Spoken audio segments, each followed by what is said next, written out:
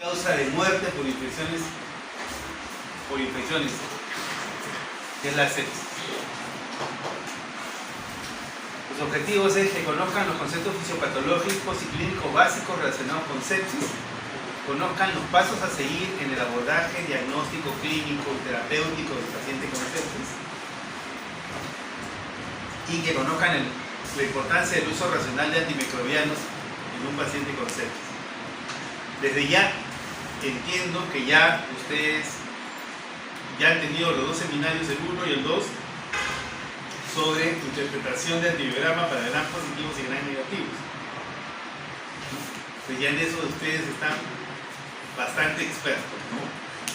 Tengo plena confianza de eso, no tengo que decir más de eso.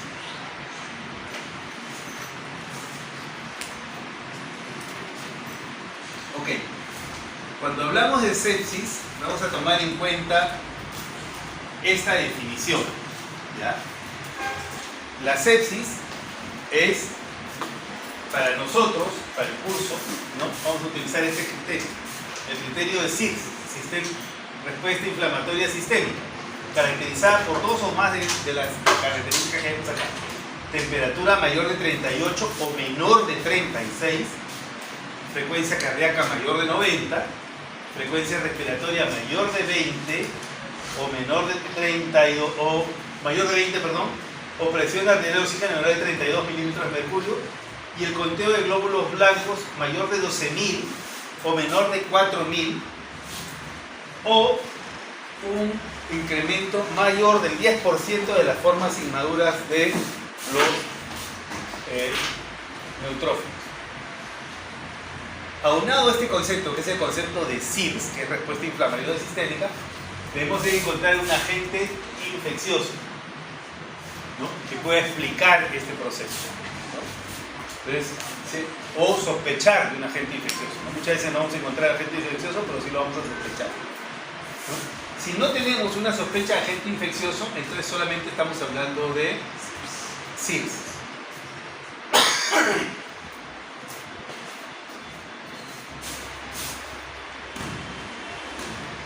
Entonces, ¿qué es la sepsis? La sepsis es una disfunción orgánica potencialmente mortal causada por una respuesta disregulada del organismo frente a la infección. Es una respuesta del organismo frente a la infección. Se identifica con un cambio agudo en la puntuación del SOFA, ¿no? De 2 puntos como consecuencia de la infección. Usualmente una persona como nosotros, que no tiene ninguna patología, al parecer no tenemos ninguna patología grave, ¿no? Tenemos un SOFA de 0, ¿no? Entonces, pero si tuviéramos nosotros una puntuación de SOFA de 2, más o menos nuestro riesgo de morir por sepsis llega a ser del 10%. O sea, de 10 de nosotros con puntuación de 2 de SOFA, por lo menos uno se muere. Eso es lo grave de la condición de la sepsis, la alta mortalidad que tiene sepsis, ¿no?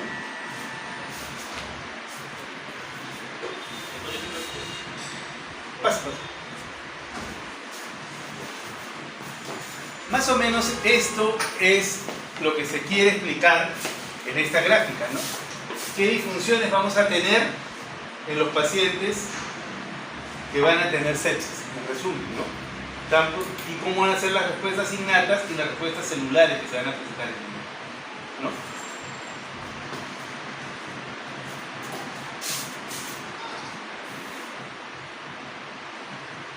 ¿no? Ahora bien, una sepsis nos va a llevar irremisiblemente, si es que no la controlamos, al estadio de shock séptico. Como vemos, el estadio de shock séptico ya es inminentemente mortal, ¿no? A menos que uno actúe agresivamente. La mortalidad llega a ser más del 40%. Esto quiere decir, 1 de cada 2 personas se va a morir por shock séptico. Eso es lo grave de la situación, ¿no? Entonces, para poder revertir esta situación, nosotros tenemos que tratar de mantener la presión arterial media por encima de 65. este es el número mágico, acuérdense siempre de él, o los niveles de lactato por debajo de 12. Milimoles o 18. ¿No? Ya, ok, se adelantó ahí. Esta es la tabla de SOFA. Entonces, les voy a recomendar que la tengan siempre presente en su cuaderno, en su libreta, ¿ya? Porque la mente es traicionera para calcular hacer el cálculo del SOFA siempre, ¿no? Si la tienen a la mano, entonces van a tener una gran ayuda ahí, ¿no? Entonces, no es para tatuarse, para tatuarse saben otras cosas que se les voy a encargar que se tatúen. Esta, háganla un sticker y la pegan en su cuaderno, en todos sus cuadernos, ¿no? No ponen a Negranieves, no ponen a SOFA. ¿Ya? ¿Ok? Estamos hablando de SOFA, ¿ya? No estamos hablando de Quick SOFA. No estamos hablando de... Atentos con eso. El Quick SOFA, ¿ya? Ya no está siendo utilizado para la evaluación de sepsis. Entonces, y acá, esta es una recomendación de la Sociedad de Cuidados Críticos de Medicina, ¿no? ¿Y qué pasa? Dice, ha sido actualmente para evaluar sepsis, lo que vamos a utilizar es el CIRS, que es lo que hemos hablado al comienzo, ¿no? O estos dos adicionales, pero para nosotros vamos a utilizar el CIRS, ¿ya? Entonces, ¿por qué? Porque tiene mejor nivel de predicción de sepsis que el Quick SOFA, ¿ya? Entonces, por ahí podrían escuchar que algunos médicos probablemente que no están actualizados hablen sobre el Quick SOFA, pero el criterio actual es CIRS más una etiología de sepsis. ¿Ya? ¿Cuál es la problemática de la sepsis? Es el principal factor de mortalidad por infección. ¿Cuál es la infección más prevalente? Es la neumonía. Pero la más mortal de todas es la sepsis. ¿Ya? La sepsis severa se da como respuesta a cualquier infección por microorganismos. La invasión microbiana de la sangre no es esencial para el desarrollo de la sepsis. La inflamación local también puede generar hipotensión y disfunción. ¿A qué me refiero con ello? Por ejemplo, si yo tuviera una infección localizada, ¿ya? ¿Podría desarrollar un cuadro de sepsis? Sí. Un ejemplo de ello podría ser un pie diabético, por ejemplo. Un paciente con un pie diabético, ¿no? Tiene una infección localizada, pero el paciente puede entrar en un cuadro séptico, y puede hacer un shock séptico y puede morir, ¿no? Y no estamos hablando de una infección diseminada, está focalizada solamente. Así como ellos, algunas otras enfermedades también. Una osteomielitis, por ejemplo, aguda, podría hacerlo.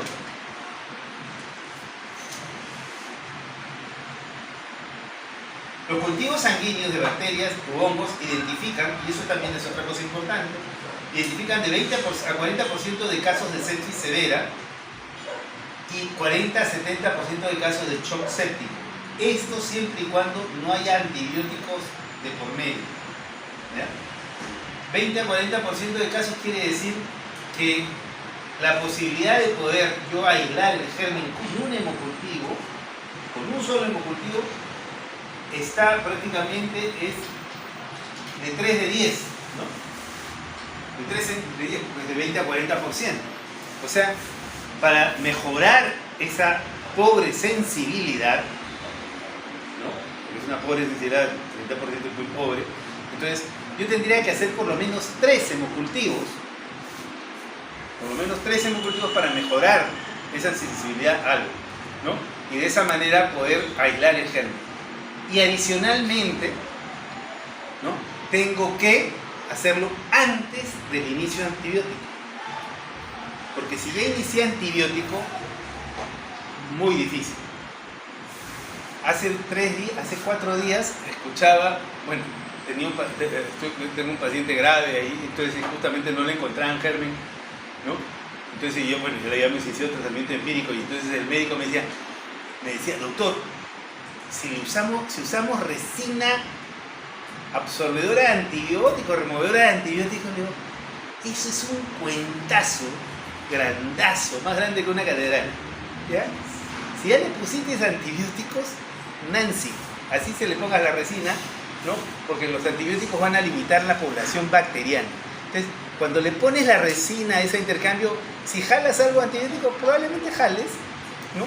Pero no hay bacterias, pues, las has limitado. O sea, no te va a servir, no tiene lógica, ¿no? Entonces, hay que tener en cuenta ese detalle. O sea, que no los engañen, ponle resina de intercambio de antibióticos, cuenta. Y te lo digo porque es un cuento, pero es un cuento que lo han contado desde hace 40 años y nunca funciona, ¿no? Porque las famosas... Me acuerdo cuando aparecían, te dan el frasquito lleno de, o sea, era un frasquito de hemocultivo que estaba lleno de resinas. Entonces, tú cargabas y tenías que agitarlo, irte hasta el laboratorio agitando el frasquito, para nada, porque era la inutilidad, ¿no? Pero todavía por ahí algún crédulo lo sigue usando. Bueno, entonces tiene que ser sin antibióticos. Si está con antibióticos, la posibilidad de aislarlo es dificilísima, ¿no? Es muy difícil. Ahora, si está con una infección generalizada muy severa, probablemente ahí sí lo puedan obtener, ¿no?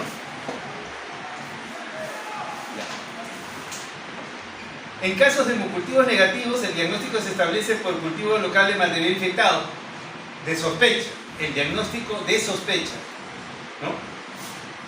O sea, si es un paciente con pie diabético y tiene una infección, usted le lava la herida, le limpia todo, y toman tejido vital y lo meten a cultivo y aíslan un germen, ese germen que hayan aislado, ¿no? Es un germen probable, no es un germen definitivo, ¿no? ¿Hay muy alta sospecha? Sí, hay muy alta sospecha que ese sea, pero no es definitivo, ¿ya? En epidemiología, la sepsis es el factor causante de más de 200.000 muertes en los Estados Unidos. La incidencia de sepsis y shock séptico ha incrementado en los últimos 20 años. El número actual de casos puede ser de más de 700.000. Se dice que es 3 de cada 1.000 habitantes. Está presente en 3 de cada 1.000 habitantes. Aproximadamente 2/3 de los casos tienen como trasfondo una enfermedad cerebral, que puede ser una enfermedad que puede ser una enfermedad degenerativa o una enfermedad que produce algún tipo de inmunosupresión, o simplemente no hay otro agente. La incidencia y la mortalidad se incrementan con la edad y las condiciones preexistentes en el individuo. El uso ampliado de agentes antimicrobianos, drogas inmunosupresoras, el uso de catéteres, dispositivos mecánicos, así como la ventilación mecánica, van a ser factores de riesgo importantes en el establecimiento de la sepsis. ¿Ya?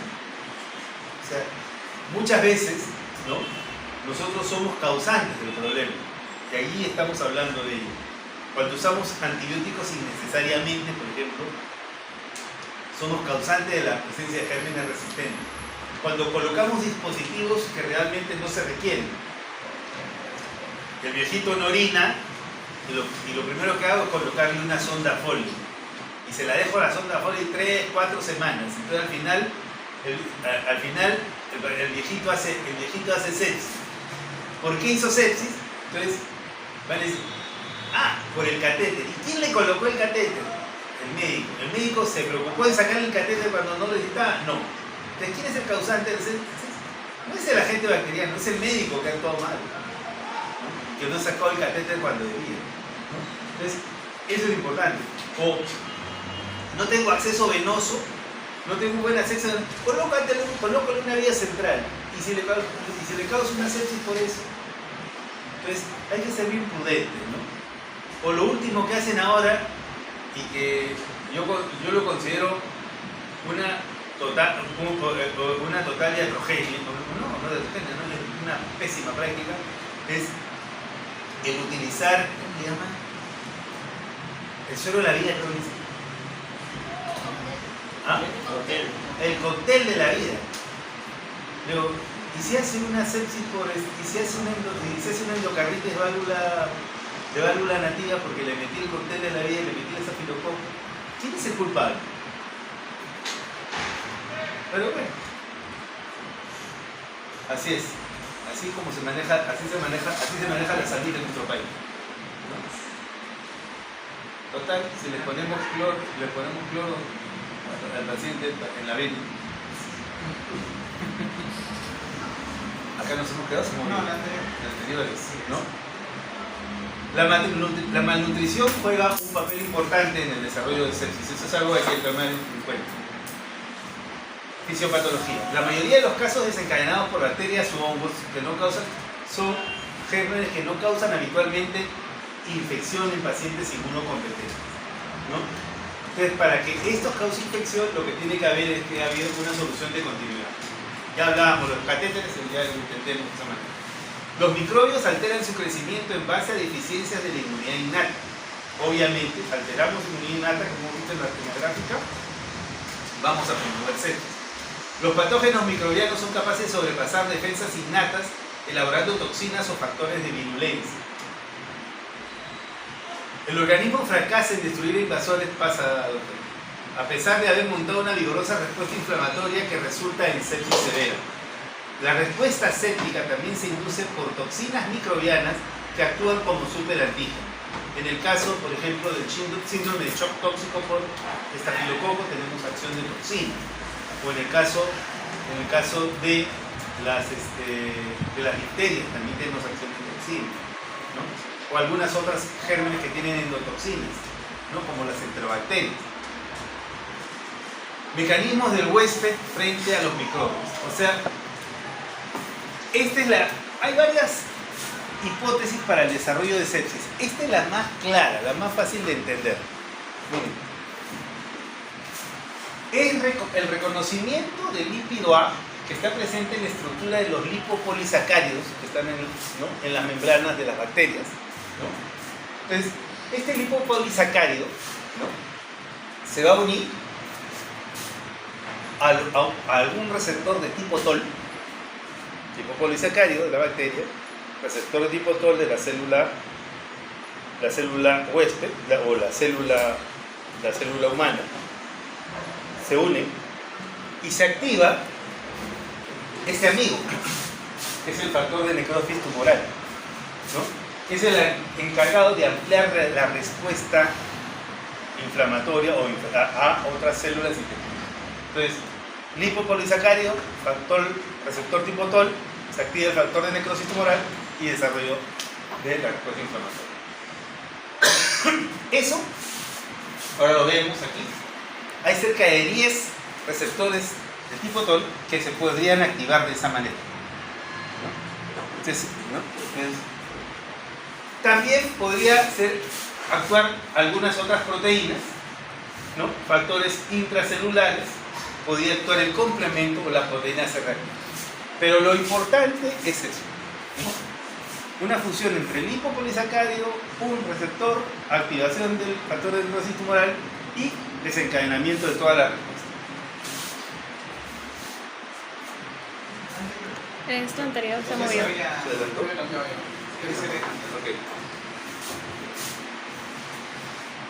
La habilidad de reconocer ciertas moléculas bacterianas influencia la potencia de la respuesta del huésped y la patogenia de la sepsis severa. La sepsis se desencadena frecuentemente debido a un crecimiento bacteriano masivo en el organismo.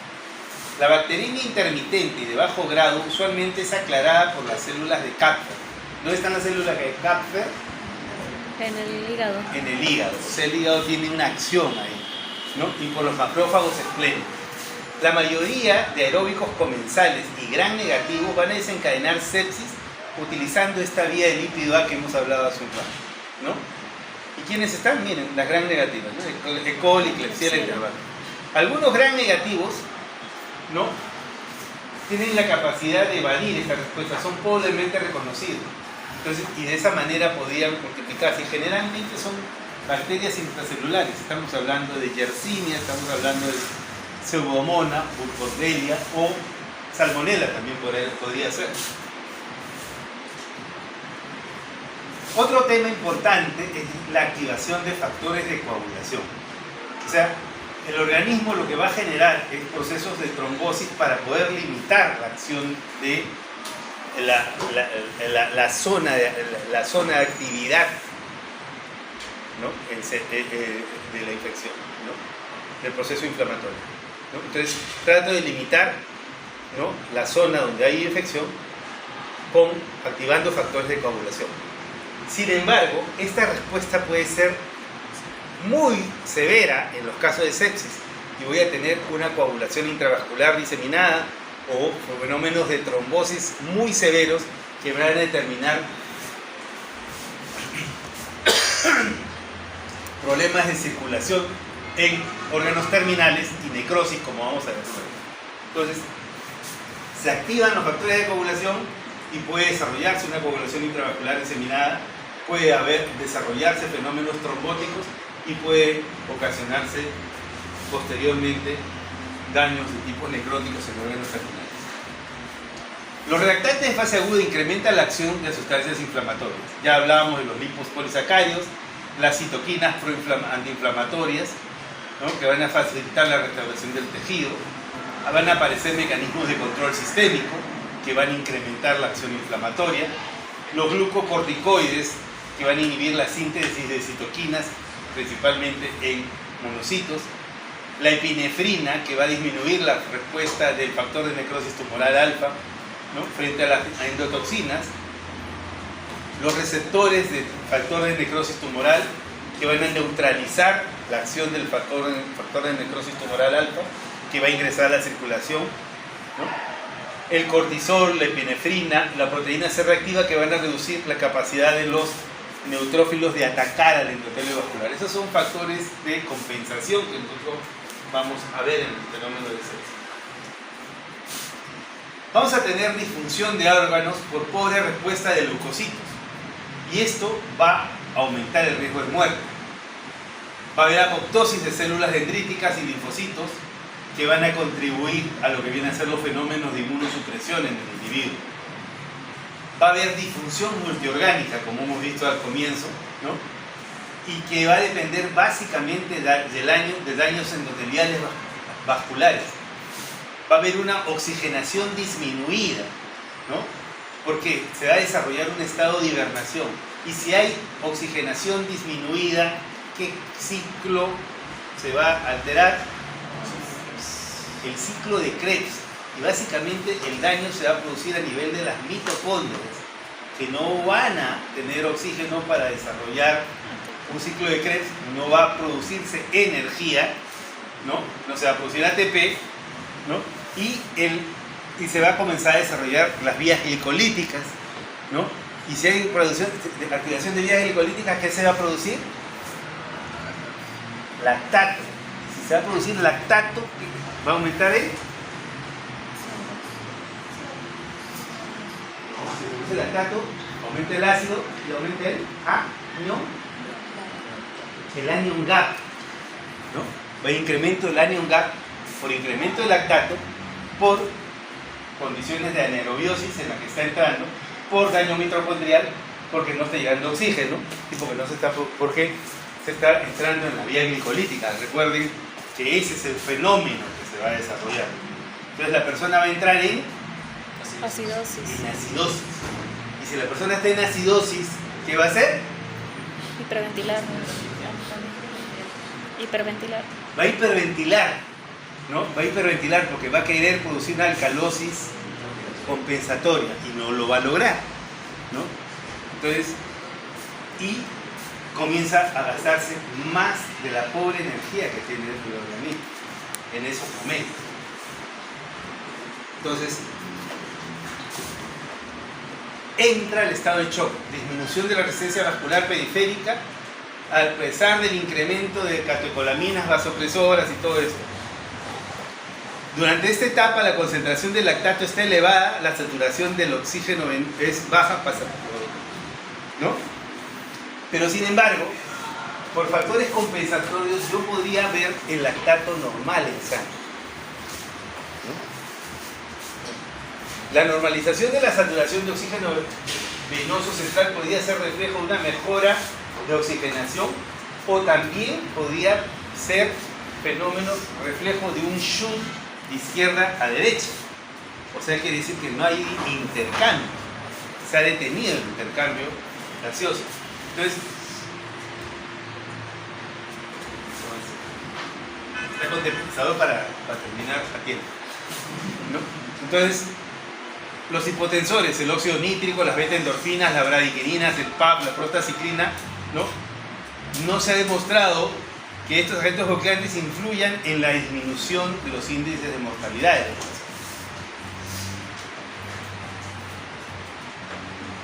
Manifestaciones clínicas, ¿no?, se van a sobreponer a lo que el paciente ya viene presentando por la acidosis metabólica y todo lo que hemos visto, ¿no?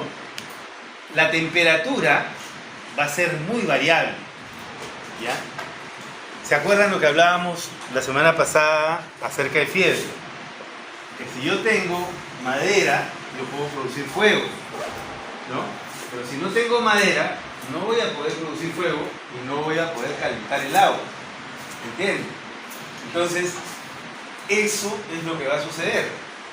En estos casos, no tengo fuego, ¿no? Porque no hay oxígeno, no se produce ATP, entonces no tengo cómo producir calor. Entonces la persona va a estar tratando de mantener una temperatura con mucho esfuerzo, pero cuando se va consumiendo el ATP, lo que va ¿a qué va a llegar a tener? Hipotermia, ¿no? Entonces, mucho cuidado por la hipotermia. Porque la hipotermia es el signo inminente de que la persona está yendo mal. ¿Ya? Es el signo inminente de que la persona no está yendo bien. Si tiene fiebre, o sea, como digo, todavía tiene posibilidades. Si no desarrolla fiebre y el paciente comienza a entrar a la hipotermia, su temperatura va bajando por debajo de 36, ese paciente está irremisiblemente falleciendo, está decayendo, ¿no? Está consumiendo la poca energía que tiene. Ahora,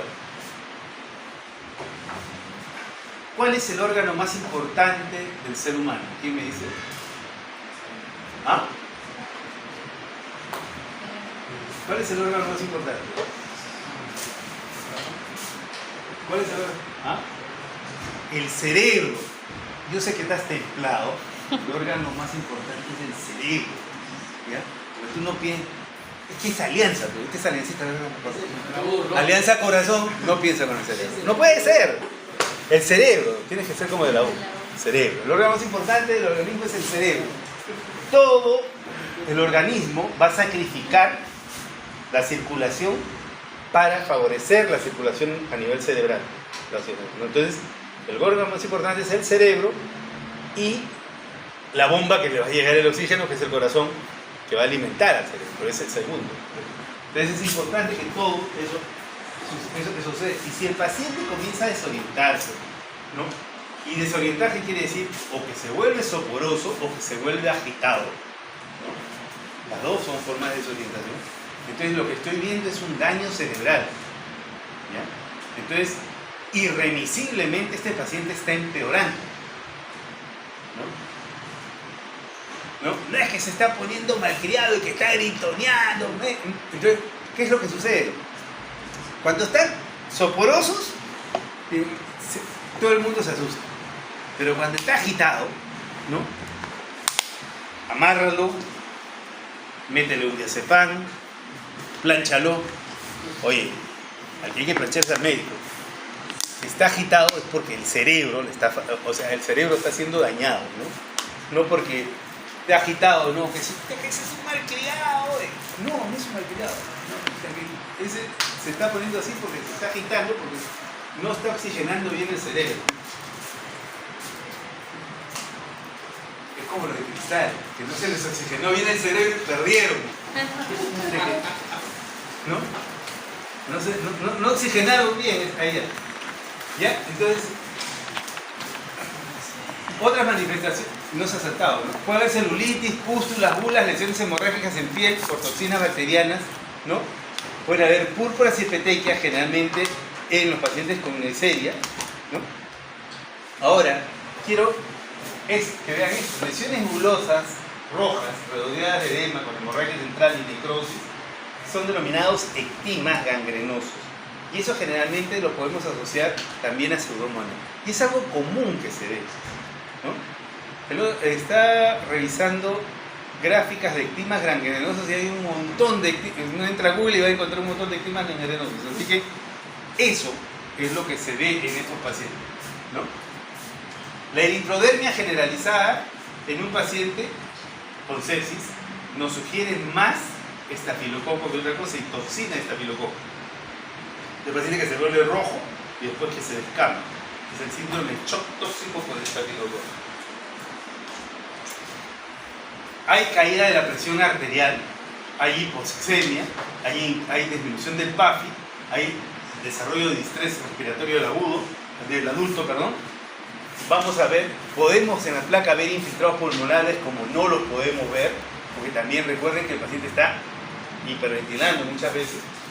Fatiga muscular respiratoria que va a incrementar la hipoxemia y hipercapnia. Recuerden bien que cuando el paciente está acidótico comienza a respirar rápido, ¿no? Pero tampoco no tiene mucha energía como para poder respirar a ese ritmo y se va agotando, ¿no? Y ustedes van a ver cómo el paciente comienza a respirar rápido y después se va apagando hasta que se muere, ¿no? Si es que no le dan un soporte ventilatorio antes, ¿no? Entonces hay que tener cuidado de eso. La hipotensión se debe por una mala distribución del flujo sanguíneo, ¿no? Ahora, un signo inminente de la catástrofe es la depresión miocárdica que se ocurre entre las primeras 24 horas. Entonces hay que tener mucho cuidado en ello, ¿no? Porque, o sea, hay por la baja hipoxemia, por la baja el consumo de energía, entonces el corazón de taquicárdico comienza a volverse bradicárdico por agotamiento. Pueden haber otras manifestaciones, náuseas, vómitos, diarrea, puede haber ilio paralítico también, ¿no? La persona puede desarrollar úlceras de estrés que podrían terminar siendo un sangrado intestinal, y si tienes coagulación intravascular diseminada, la cosa es peor porque ya el sangrado no va para nadie, ¿no? Recuerden bien que el hígado va a comenzar a estar, o sea, va a tener una disfunción importante, ¿no?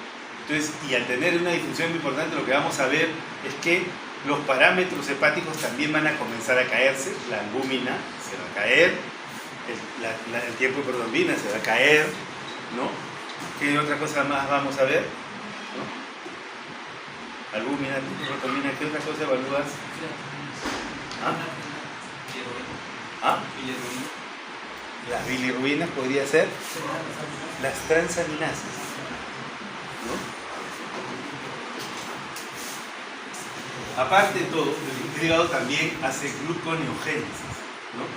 Inicialmente lo que vamos a ver es una gluconeogénesis, o sea que el paciente incrementa su nivel de glucosa, pero ya cuando el paciente está en fase lítica, esa glucosa que se incrementó comienza a bajar. Y si ustedes tienen un paciente diabético con sepsis, van a ver que el paciente en una primera fase va a tener la glucosa elevada, ¿no? Y después esa glucosa va a ir cayendo. Y no quiere decir que está mejorando, ¿ya? Porque quiere decir que no hay gluconeogénesis, o sea, no tiene ni para producir azúcar el individuo. Entonces, ahí no es que está mejorando su diabetes, sino que su hígado se está prácticamente, ¿no?, claudicando. Las anomalías tempranamente van a incluir glucositosis con desviación izquierda. ¿Te pasó una? ¿Del laboratorio? A ver. Ah, ya, sí. Vamos a ver complicaciones renales. Hablábamos de que todo el organismo sacrificaba la circulación para favorecer la circulación al cerebro y que el corazón pueda bombear sangre oxigenada al cerebro. Entonces, y dentro de este sacrificio, los órganos que van a caer prácticamente al inicio van a ser los riñones. Entonces vamos a ver a un paciente que va a entrar en un cuadro de insuficiencia renal en la fase de sepsis, ¿no? Va a estar oligúrico, va a estar azotémico, ¿no? y básicamente estos pacientes van a tener que entrar a diálisis para poder compensar. Pero ya las situaciones pueden ser muy tardías en esos estados, ¿no? Necrosis tubular aguda inducida por hipotensión y daño capilar, ¿no? Ya hablábamos de la coagulopatía, ¿no? Miren, la trombocitopenia va a ocurrir del 10 a 30% de los pacientes, ¿no? Bueno, las complicaciones neurológicas ya las hemos conversado, ¿no? Que prácticamente casi son iniciales. En cuanto a los exámenes auxiliares, vamos a ver que inicialmente vamos a ver leucocitosis con desviación izquierda, lo que habíamos visto con los parámetros de SID, ¿no? Podría haber alcalosis respiratoria en una primera etapa compensatoria, ¿no? Después vamos a tener una fatiga muscular y acumulación de lactato, incremento del anión GAP, ¿no? Y miren, la evaluación de gases inicialmente va a evaluar hipoxemia, ¿no? Que puede ser corregida en una primera etapa, ¿no? Pero luego, ¿no? Se va a hacer una hipoxemia refractaria, o sea, por más oxígeno que le metas al paciente, no reviertes el caso. Entonces, cuando tú al paciente le aportas oxígeno y no reviertes el caso, entonces lo que tú tienes ahí es un shunt izquierda-derecha, que no hay intercambio gaseoso, ¿no? Entonces,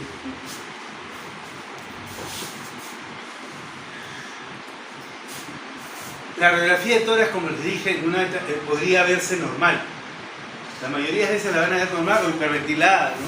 Entonces, no nos está diciendo nada, no nos va a aportar mucho. El electrocardiograma podría ser taquicárdico en un primer momento y después van a tener signos de hipoxemia con alteraciones de la onda T, ¿no? La mayoría de los pacientes van a desarrollar, como les dije, hiperglicemia inicial y después va a caerse. O también podrían hacer cuadros de cetoacidosis. Los niveles de albúmina que estuvieron normal inicialmente, que nos indicaba una función hepática eficiente, después van a comenzar a caerse, lo cual es signo inminente del daño hepático. Aproximadamente 20 a 35 pacientes con sepsis severa y 40 a 60% de pacientes con shock séptico van a morir dentro de los 30 días. Y aquí hay que ser bien claros. Entró el paciente, lo diagnostico de sepsis, manejo la sepsis, me demoro 3 o 4 días en manejar la sepsis, lo saco del cuadro de sepsis al paciente, lo paso a una cama de hospitalización normal, una habitual, ¿no? Entonces, y en ese momento que lo pasé, viene el familiar y me pregunta: ¿cómo está mi paciente? Y ustedes, así como Cristal, le dicen: ya lo sacamos. Y le meten el gol al final. A los 3 días se les muere el paciente. Entonces, ¿por qué? Cantaron victoria antes de tiempo, ¿no? Cantaron victoria antes de tiempo. El partido termina cuando el árbitro pita, no antes, ¿ya? Entonces, se adelantado. ¿Qué quiere decir esto? Si tú tienes un paciente con sepsis, su pronóstico es malo, ¿no? Al inicio, pero después, los 30 días siguientes, la posibilidad de que ese paciente reingrese a una unidad de cuidados intensivos o que se complique es altísima, ¿no? Y la posibilidad de que se muera también es altísima. Así que siempre alerta con este paciente, ¿no? Así lo den de alta. Ustedes no saben lo que puede pasar los días siguientes, porque probablemente el cuadro de fondo no lo han resuelto del todo, ¿ya? O sea, mucho cuidado con esos aspectos, porque a veces uno canta victoria antes de tiempo, y aquí las cosas son que, o sea, he resuelto la sepsis en esa primera etapa, pero no sé cómo me va a responder el tiempo siguiente. Entonces dice, otras muertes pueden observarse tardíamente hasta 6 meses, ¿no? Y es debido a un pobre control de infección, inmunosupresión y complicación. Esa es verdad. O sea, el que entró en sepsis, ¿ya? El paciente que entró en sepsis tiene que ser observado constantemente, así lo ven de algo. Observa. Después de 6 meses que está tranquilo, ustedes podrían todavía decir, ya, podemos bajar un poco la guardia, pero no se confíe. Si es un adulto mayor, menos, ¿no? Entonces, mucho cuidado con eso. ¿Ya? Ahora bien, vamos a hablar sobre terapia de sepsis. Como les digo siempre a todos, nadie se libra de tener un paciente séptico. Nadie. Hasta los dermatólogos tienen el problema. Hasta los oftalmólogos, ¿no? Van a tener el problema. O sea que todos tienen que saber manejar sepsis. Todos, ¿no? Entonces, ¿cuáles son los principios del tratamiento de sepsis? Estos 5. Reanimación con líquidos, apoyo hemodinámico, antibióticos, control de la fuente y medidas complementarias. En ese orden se maneja. O sea, lo primero que debo de preocuparme cuando me llega un paciente del cual yo estoy sospechando de sepsis es reanimarlo con líquidos. Lo primero. O sea, te llega, sospecha de sepsis, ponle una vía, calcúlale cuánto pesa 70. 70 por 3, 210, 2100 centímetros cúbicos, pásaselos en 1 hora. ¿Ya? ¿Por qué? Eso es lo que hay que hacer. Vamos a mantenerle la presión arterial media por encima de 65 milímetros de mercurio. Ese es el objetivo de la primera hora. ¿Ya? Luego que has hecho eso, que le has colocado la vía y estás en eso, comienzas a manejar lo siguiente, ¿no? ¿Ya? Comienzas a manejar los siguientes puntos. Pero lo importante es eso. Y casi inmediatamente, sobre la marcha, tienes que pensar en el manejo antibiótico. Entonces, actuar rápido, ¿no? Minimizar los tiempos de tratamiento. Monitorizar cercanamente al paciente. 7:30 de la noche. Te llega un paciente, tu guardia termina a las 8. 7:30 te llegó. Tu guardia termina a las 8. Ese día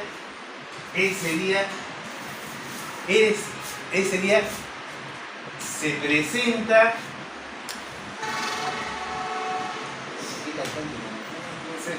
ese día juega la U. A las 9:30 juega la U. Tú tienes la entrada en palco preferencial, vas a ver todo, ¿no? 7:30, entonces agarro, salgo del hospital, vuelo, llego al Monumental a las 8:30, no hay ningún, llego a las 8:30 y veo mi partido, no hay ningún problema. Dices, 7:30 ya presente, comienzas a hidratarlo, 8 acá a tu guardia, entonces tiene que llegar tu pata, tiene que llegar tu pata a la guardia, a las 8 de la noche. El negro llega, es aliancista pero llega, ¿no? O sea, que negro, llega el negro. Entonces ahora, pucha, ya estás feliz, así con ya te estás poniendo la camiseta, 8 de la noche no llega. 8:30 no llega. Entonces, así acabe tu guardia a las 8, tú continúas con tu paciente, ¿no? Después matas al negro, después lo ahorcas, pero hasta que no llegue tu reemplazo, tú no puedes soltar a tu paciente. ¿Me entiendes? Y se lo digo porque eso está sucediendo en este país. Mi turno acaba a las 8, ya me voy. Oye, el paciente está muriéndose. ¿Tú te vas ahí? Espero que no lo hagas, ¿no? Porque eso no se hace. Tú tienes que quedarte. Después lo maldices toda tu vida al tipo, ¿no? Le mandas la moto, haz lo que quieras, pero te quedas con tu paciente hasta que te llegue, hasta que el paciente esté estable, ¿no? Mantienes al paciente 65 milímetros para arriba, porque si no se te va a morir. Entonces es importante tener en cuenta, ¿ya? Entonces, ese día recuerda que vas a ver el partido por radio. Te pones aquí y escuchas al tanque Arias hablar tranquilamente, ¿no? Inclusive al tanque Arias. Entonces, inclusive al falsazo ese. Entonces, pero no importa, cuando tú te quedas y al final al paciente lo mantienes. O sea, ¿cuál es la moraleja aquí? Tienen que mantener a su paciente por encima de 65 milímetros de todo momento. así ya lo hayas hidratado inicialmente y lo hayas conseguido, tienes que mantener esa hidratación, ¿ya? Y no puedes dejarla en ningún momento, no puedes descuidarte, ¿no? Así el concierto sea de Shakira, ese es igualito, no, es más, llegó algo ahí. Entonces no puedes descuidar, ¿ya? O sea, hidratas al paciente y mantienes la hidratación, ¿no? Hasta que el paciente ya esté completamente recuperado, ¿no? Si estás, como dice, acabó tu guardia, esperarás al siguiente si llegue tarde, ¿ya? Entonces eso es importante. Entonces la administración de líquidos del paciente en la primera hora es esta: 30 mililitros por kilo. Ese es el otro número mágico. O sea, llega 30 ml por kilo en una hora hasta que la presión esté por encima de 60. La presión arterial media esté por encima de 65 milímetros de mercurio. Y ustedes saben hallar la presión arterial media porque ustedes tienen la fórmula. Y si no, la buscan en internet. ¿Ya? Pero eso tienen que hacer. Entonces, una vez que llegaron a 65 milímetros de mercurio y están por encima de ello, entonces ustedes deben de mantener esa presión arterial media durante todo el tiempo que sea necesario hasta que el paciente se mantenga recuperado. Y ese tiempo que sea necesario puede ser horas o días. O tienen que mantener esa presión arterial media por encima. Si se cae por algún motivo, retan, ¿no? Y si no logran llegar a los 65, al número mágico de 65 milímetros de mercurio, entonces en ese momento tienen que pensar en la posibilidad de utilizar vasopresores y dentro de ellos norepinefrina. Ese es el manejo. En ese transcurso que han hecho todo eso, ya han indicado el antibiótico de amplio espectro, de acuerdo a lo que tengan frente a ustedes, ¿no? Si sospechan que es un estafilococo aureus meticilino resistente, ¿qué antibiótico van a usar? Vancomicina, muy bien. Y si sospechan que es un Enterobacter cloacae, ¿qué antibiótico van a usar? Lo mato, ya lo deben de saber, ¿no? ¿Qué antibiótico?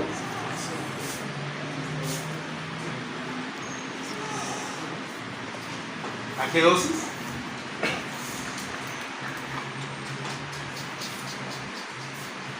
A jalados. Entonces, prudentes con eso. Y antes del antibiótico tienen que haber hecho los tres hemocultivos. Esta es la página aquí. Ese link, ese es el link, no se olviden de ese link, ¿ya? Porque en ese link está todo lo que viene a ser los famosos bundles. Hayan visto el primer bundle que se hacen que se utilizan para manejo de sepsis a nivel mundial, ¿ya? A nivel mundial se utilizan esos bundles. Entonces es importante tener. Entonces, ahora, este bundle, esto es la clase está basada en la guía del 2021, que hasta el día de ayer que entré sigue siendo la misma. O sea, no ha cambiado, del 2021 a la fecha no ha cambiado. Si en el futuro cambia, probablemente lo van a saber entrando a esa página, ¿ya? Si en el futuro algo cambiara, ¿ya? ¿Y por qué es importante tener en cuenta eso? Porque eso se lo van a preguntar sí o sí en cualquier cosa, en cualquier especialidad que ustedes tengan o cualquier postulación que ustedes tengan, tienen que saberse, ¿ya? Si no se lo saben, entonces están fritos pescaditos. Entonces, esta es una gráfica, una gráfica que salió en el New England Journal of Medicine, ¿no? A raíz de las modificaciones que se hicieron en la campaña de sepsis del 2021, que es la guía que actualmente estamos manejando, ¿no? Y acá están los cambios más trascendentales que se hicieron frente a lo que venía a ser el manejo de sepsis del 2021, ¿no? Es importante que lo tengan en cuenta porque a veces algunos colegas no están tan actualizados en estos manejos y están utilizando la guía del 2021. Esto ya ha cambiado y lo que se maneja es, ¿no? Lo que se maneja es lo que ven ahí. Entonces hay que tener en cuenta ese tema. Entonces, siempre piensen en revisar esa página. Esto es para hablar sobre el manejo antibiótico, ya hemos hablado, vamos avanzando. Este es el otro bundle, ¿no? Con respecto al manejo antibiótico. Miren, administrar antimicrobianos inmediatamente, idealmente dentro de la primera hora de reconocimiento de infección, ¿no?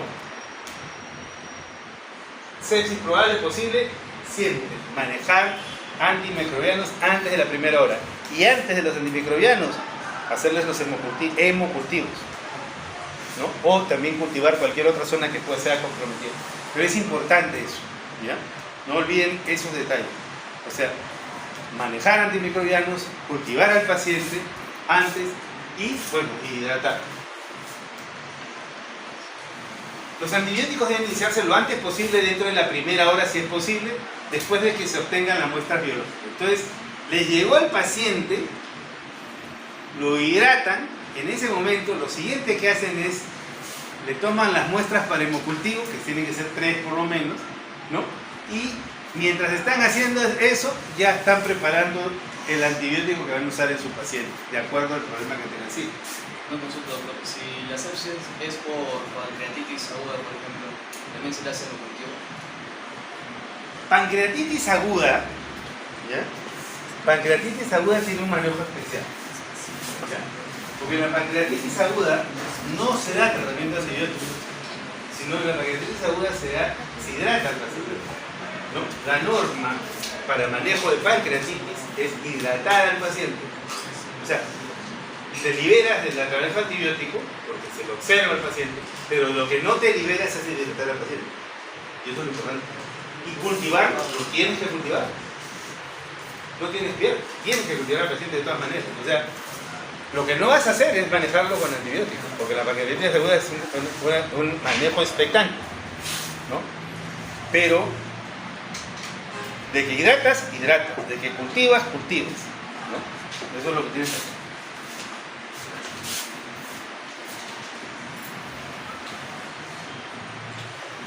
Tratamientos, eso ya lo hemos hablado. ¿Qué duración? Se recomienda, miren, duración, se recomienda de escalar a terapia dirigida una vez que se establezca la identificación y sensibilidad del germen. Hicieron el hemocultivo, iniciaron su tratamiento antibiótico, entonces iniciaron su tratamiento antibiótico y a los 3 días le sale el cultivo y le dicen Enterobacter cloacae. Si le salió Enterobacter cloacae, ¿vas a usar vancomicina? No, ¿por qué?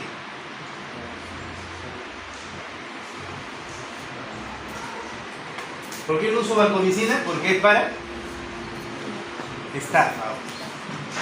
Entonces, quito la vancomicina y le dejo un antibiótico contra pseudomonas o un antibiótico con enterobacterias, ¿no? Pues enterobacter, con enterobacterias que podría ser una cefalorhodina de cuarta, ¿no? O podría ser meropenem o para el manejo. Ok, ese es en el caso de que me toque. Si el hemocultivo me sale staph, ¿qué utilizo? ¿Qué dijo? Si el hemocultivo me sale estafilococo, uso vancomicina. ¿Usarías meropenem? No, porque ya tengo el germen. El hemocultivo, recuerden bien, estamos hablando de el hemocultivo, no estoy hablando de otro cultivo. ¿Ya? ¿Ok? Entonces hay que tener en cuenta ese detalle. Entonces hago eso, le inicio el tratamiento y mantengo el tratamiento antibiótico, ¿no? Básicamente el tratamiento antibiótico lo voy a mantener un promedio de 7 a 10 días, ¿no? Y voy a evaluar al paciente. Ahora, ¿cada cuánto tiempo le tendría que hacer un hemograma al paciente?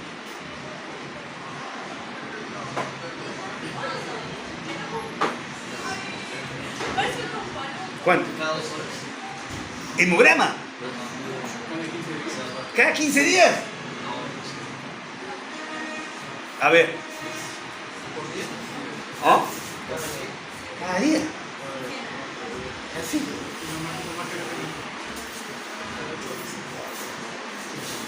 ¿Cuál es el tiempo de vida medio de un leucocito? 120. Ah, ¿cuál? ¿De cuál? ¿Ah? ¿De cuál? ¿Ah? ¿Leuco o eritrocito? 72 horas el tiempo de vida medio de un leucocito. Ah, Si el tiempo de vida medio de un leucocito es 72 horas, ¿cada cuántos días tengo que hacerle el hemograma? Cada 3 días. ¿Ya? Porque, bueno, yo soy gordo, sería un macrófago, no un leucocito. ¿Ya? De todas maneras, cada 7 días. O sea, si tengo un leucocito ahorita, este leucocito que estoy viéndolo hoy día, me va a durar 7 días, ¿no? Porque su tiempo de vida media son 72 horas, me va a durar 7 días. Entonces quiere decir que hacia los 3 días voy a tener leucocitos que van a nacer, ¿no? Voy a tener formas inmaduras que van a comenzar a aparecer. Entonces, si yo inicié el tratamiento antibiótico y yo sé que en 3 vidas medias voy a tener niveles adecuados de los antibióticos, ¿de qué tipo? ¿Qué tipo? ¿Ah? No me metas letras, no es al respecto. ¿Qué antibióticos? Endovenoso. No. ¿Qué cosas son los beta-lactámicos?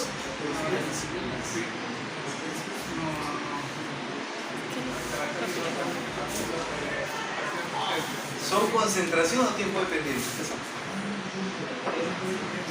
Van a jalar. Si les pregunto eso. ¿Ok? ¿Qué es un antibiótico concentración dependiente y qué es un antibiótico tiempo dependiente? ¿Cuál tiene efecto posantibiótico? ¿Los bactericidas o los bacteriostáticos? Van a jalar. No están estudiando. No están estudiando, ustedes ya hicieron farmacología, deben de conocer farmacocinética y farmacodinamia. Ok. Entonces, si yo tengo un medicamento, yo sé que con tantas vidas medias llego a tener niveles estándar, ¿no? Porque tengo áreas bajo, porque en los antibióticos tiempo dependiente lo importante es el área bajo la curva, o sea, la integral de la curva de los antibióticos.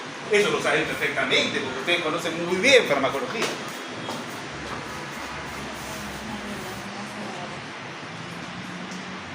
Entonces,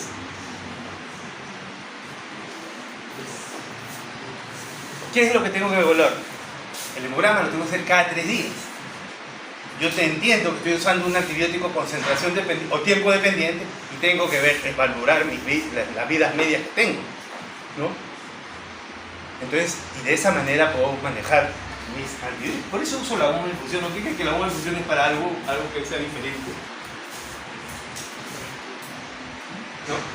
Entonces, periodos más cortos son apropiados en respondedores rápidos. Periodos más largos probablemente sean necesarios en patógenos específicos o focos infecciosos persistentes. Por ejemplo, las endocarditis, que requieren tiempos prolongados de antibiótico porque son vegetaciones que no tienen circulación y el antibiótico difícilmente llega. Y por eso necesito 6 semanas de tratamiento, por lo menos, para dejar una endocarditis. Y mejor saco la válvula para poder resolver el problema. O las osteomielitis, ¿no? Entonces son problemas en los cuales probablemente el tiempo del antibiótico tenga que actuar más, ¿no? Porque su farmacodinamia está alterada por la presencia del tejido, ¿no? Entonces, porque nos importa mucho el volumen de distribución del antibiótico en el tejido que nosotros estamos trabajando. Eso nos importa, ¿no? ¿Ok? Entonces, es importante tener en cuenta esos detalles, ¿no? Cuando el control de la fuente es imposible, se justifican duraciones más amplias de administración. Reanimación con líquidos. ¿Cuándo? De inmediato y al menos 30 mililitros por kilo ese líquido se debe administrar. Y se debe administrar dentro de la primera hora. ¿Y qué se va a utilizar? No entren en la discusión si le voy a meter gelatina o le voy a meter juguito. Se va a usar cristaloides siempre. Cristaloides, ¿no? Salvo que no... Y siempre fíjense que no sea de Medifarma, ¿ya? Porque si es de Medifarma, no le den Medifarma, ¿ya? Estoy haciendo una campaña en contra de Medifarma. La albúmina mostró beneficios adicionales cuando se necesitan volúmenes sustanciales, sí. Pero eso de la albúmina, déjenlo de lado. El efecto el efecto oncótico de la albúmina probablemente lo podemos dejar de lado. Lo que nos importa y lo que vamos a tener a la mano siempre va a ser el cristaloide. Siempre vamos a tener nuestro suero fisiológico en nuestra posta, donde esté, voy a tener mi suero fisiológico y voy a poner mi cristaloide al paciente sin ningún problema, ¿no? Y es muy difícil que pueda tener yo albúmina.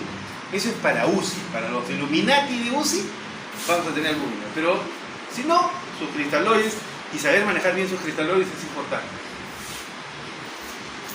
Estas gelatinas no son para el manejo médico general. Olvídense. ¿No? Ya está, ya está. Ya está. Perdón, Ya se pasó ya. ¿se aceptó? Sí, ya se pasó. Sí, Ah, ¿se aceptó? sí. No, Ya. es la anterior. Pucha, ya no sé dónde estoy. Estaba... Está bien. No. Los objetivos del tratamiento, reanimación con líquidos son muy rígidos, eso ya sabemos, el Intel es 65 milímetros de mercurio, acuérdense, de presión arterial media. No estoy hablando ni sistólica ni diastólica, media. La fórmula, ustedes la saben, yo no tengo por qué contarse, ¿no?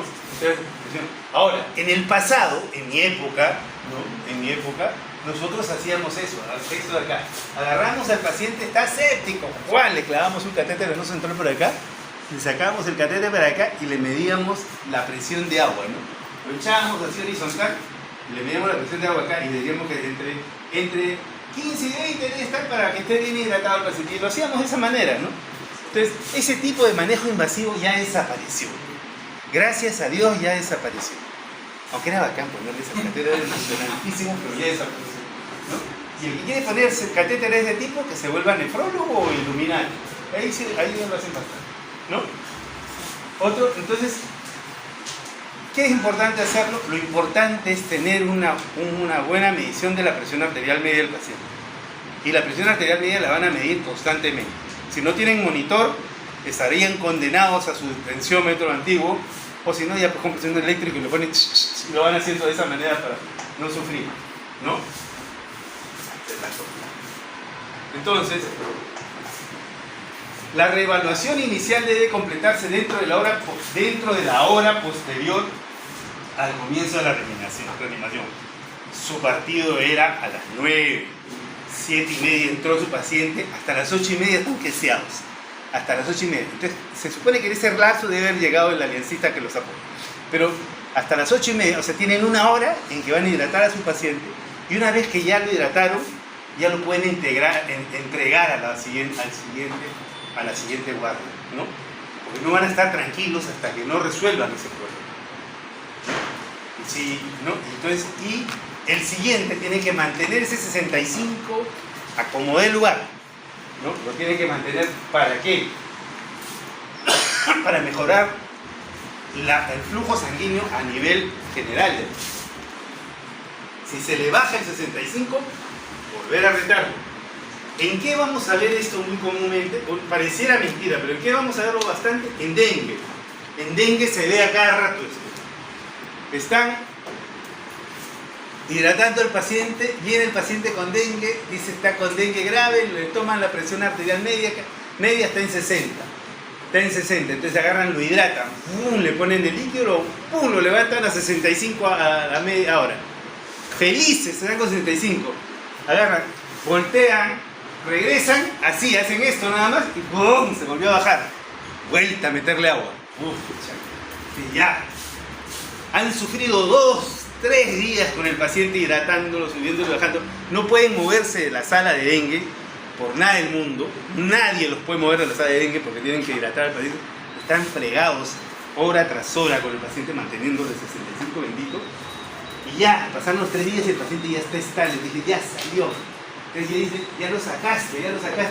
En eso ya se van a descansar y en eso ven que el 65 agarró, ¡boom! Se fue hasta 80 la presión. ¿Qué pasó? Se encharcó, cambió de estado el paciente sin haberle pasado la voz. Entonces, ahora a sacarle el agua que le metieron. Lindo, manejarle presión. ¿No? Entonces, eso es lo que tienen que hacer, ¿no? Monitorizar al paciente hora tras hora. Y si el 65 bendito no llega, entonces en ese momento van a usar norepinefrina. norepinefrina. Van a usar, no les llegó el 65, ¿no? Norepinefrina. ¿Ya? Que es el que tienen que aprender a manejar ustedes. ¿Ya?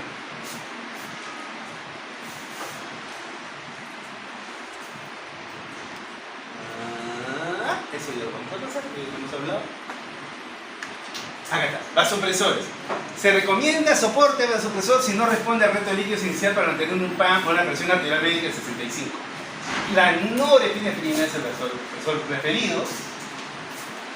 Los otros los van a usar los Illuminati de UCI, van a utilizarlo, no hay ningún problema. Ustedes aprendan a manejar bien su paciente con cristaloides por su norepinefrina, ¿no? Y de esa manera mantengan a su paciente, ¿ya? Entonces, los otros vasopresores son de manejo más complejo, ¿ya? Probablemente no se puedan colocar en vía, tienen que colocar vía central y es con bomba de infusión y con todas las complicaciones que eso conlleva. Pero manejando bien una hidratación con cristaloides y manejando bien norepinefrina, están haciendo mucho por su paciente.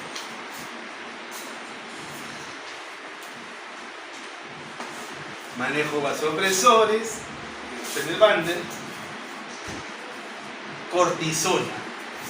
Si no sostiene estabilidad hemodinámica el paciente con shock séptico después de la reanimación con líquidos y terapia vasopresora, podrían pensar en usar cortisona. Y en eso ustedes van a ser bastante cautos, van a ser inteligentes y cautos. Entonces, voy a usar cortisona, ya. ¿Pero qué cortisona voy a utilizar? ¿Por qué? Porque dice ahí. ¿Por qué?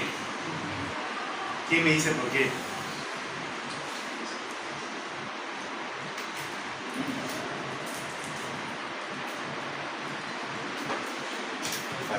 Farmacología. ¿Por qué? ¿Por qué uso hidrocortisona? ¿Cuál es la diferencia de la No voy a hablar de los orales, vamos a hablar de los endovenosos. ¿Cuál es la diferencia de la metilprednisolona y de la dexametasona? ¿Cuál es la diferencia entre uno y otro? Aparte de las alteraciones en electrolitos, ¿qué otra diferencia importante tiene? Que tengo que tomar en cuenta cuando manejo un paciente con sepsis. ¿Ah?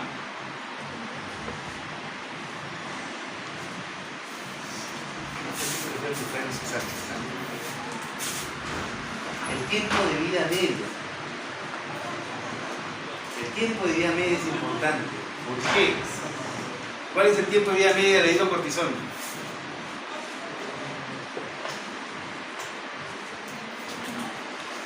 ¿Cuál tiene tiempo de vida media mayor? ¿La hidrocortisona o la dexametasona? No, la dexametasona. El tiempo de vida media es importante. ¿Por qué? Porque usted tiene el tiempo de vida media corto, ¿no? Entonces, si por A o B la regué, le quitó la vida y se acabó el payaso, se acabó el problema, se acabó el jabón. Pero si le meto dexametasona y la regué, anda, quítale la dexametasona, pues te vas a demorar cuántas horas o cuántos días en bajar los niveles de dexametasona. Entonces, sepsis, hidrocortisona. Si tienen la duda de usar un corticoide o no, usen hidrocortisona, porque su tiempo de vida media es el más corto que existe y que una vez quitado, se acabó el problema. No tienen mayor riesgo de utilizar. En cambio, si usan metilprednisolona o si utilizan dexametasona, sus tiempos de vida media son largos, de horas, entonces no van a poder retirarlo rápidamente. Farmacología.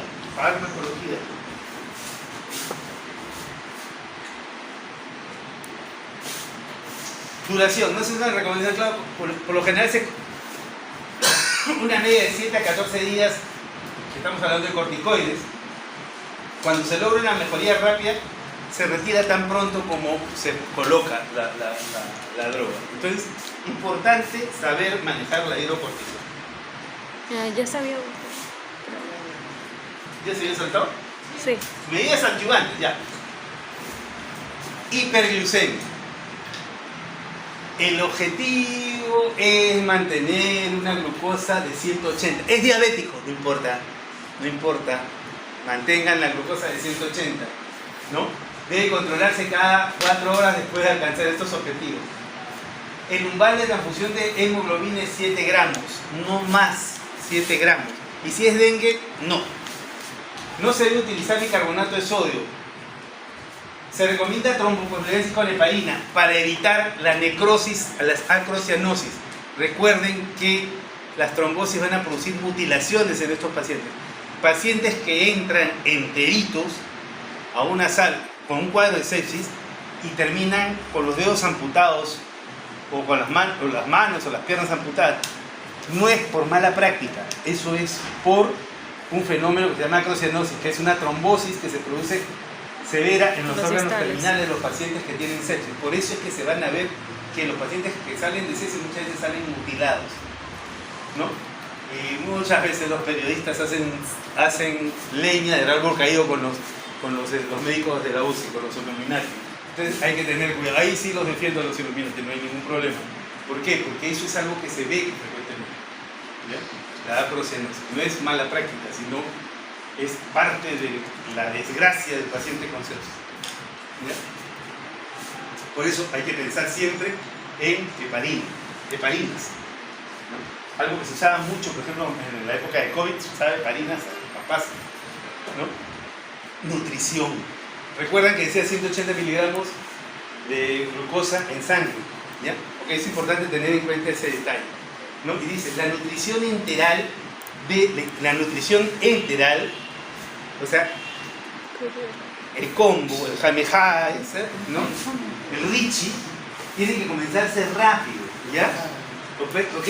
El único que hace ayuno 40 días vivió hace 2000 años y lo crucificaron. Ese puede hacer 40 días y no le pasa nada.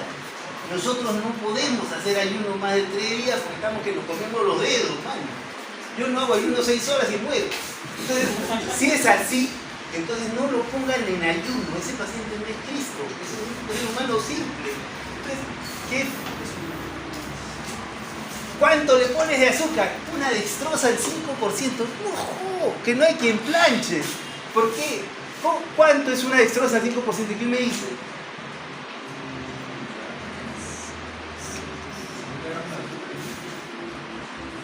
Les voy a poner un ejemplo. Este Gatorade, Powerade, horrible, sabor horrible tiene calorías, dice, 40 kilocalorías. Una porción, dice, una porción de 200 mililitros, o sea, la mitad de esta botellita, tiene 40 kilocalorías. 40 kilocalorías, ¿cuántos gramos de azúcar son? Si un gramo aporta 4 kilocalorías, 40 kilocalorías, ¿cuántos gramos de azúcar son? 10 gramos de azúcar. ¿Cuánto es 10 gramos de azúcar? 2 cucharitas de té de azúcar.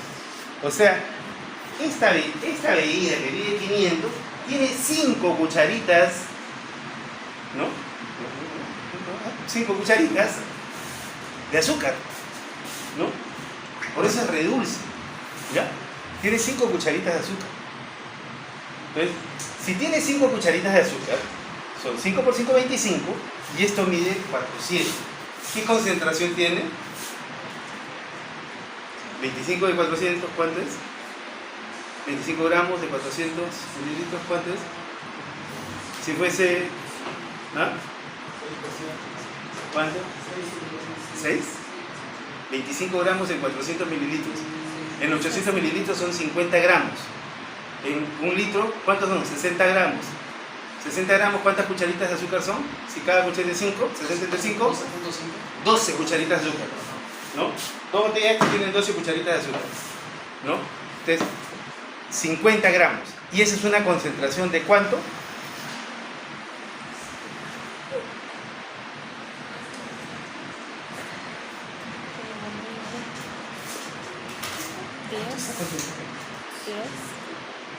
50 gramos son en medio litro, en un litro 100 gramos. Es una concentración de 10%, ¿no? La glucosa tiene 5%.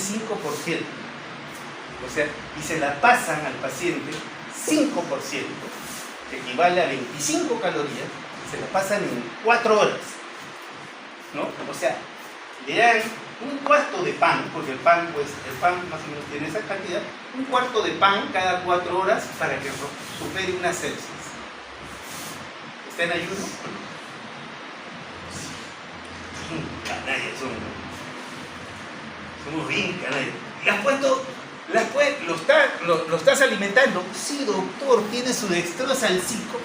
Mira acá, pezuñento, dextrosa al 5 nadie soporta, ni yo soporto dextrosa al 5. Me muero de hambre con dextrosa al 5. Cuarto de pan le estás dando 2 días. O sea, para que supere una sepsis a este paciente le das medio pan. ¿Sabe qué, chino? Con medio pan, date por servido. Y con eso te vas a resolver tu sepsis. Vas a levantar temperatura, vas a tener que hidratarte, vas a tener que respirar. Entonces, ¿qué estamos haciendo? Estamos poniéndolo en ayuno al paciente. O sea, el paciente no se va a morir por la bacteria, se va a morir por ustedes, ¿no? Que le dieron medio pan para que maneje sus sepsis.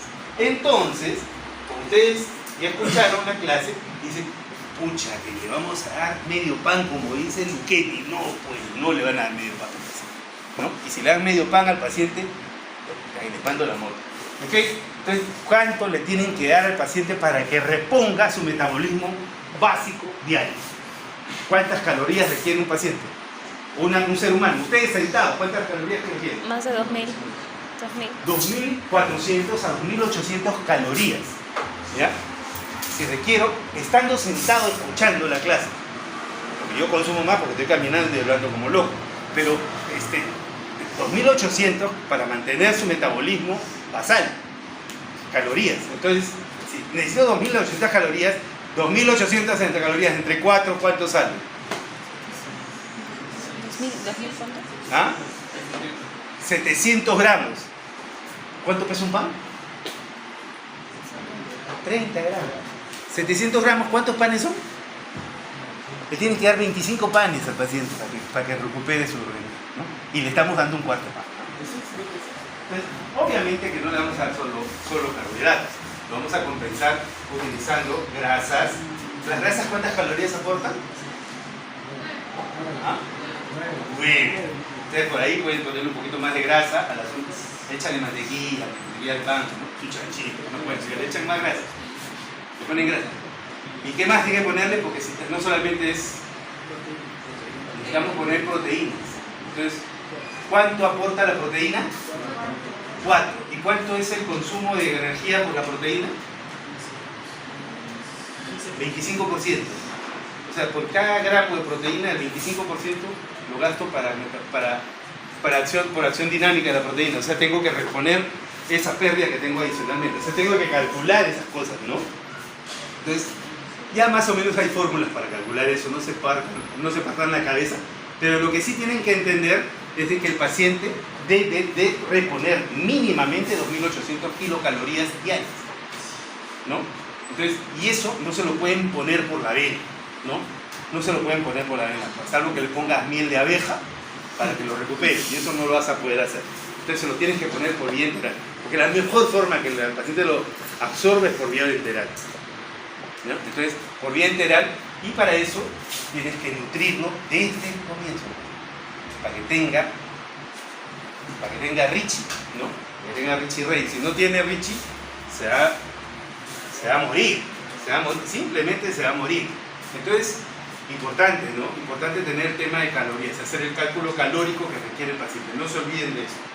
Ok, entonces, ahí están las referencias, ¿ya? Y como les digo, revisen esto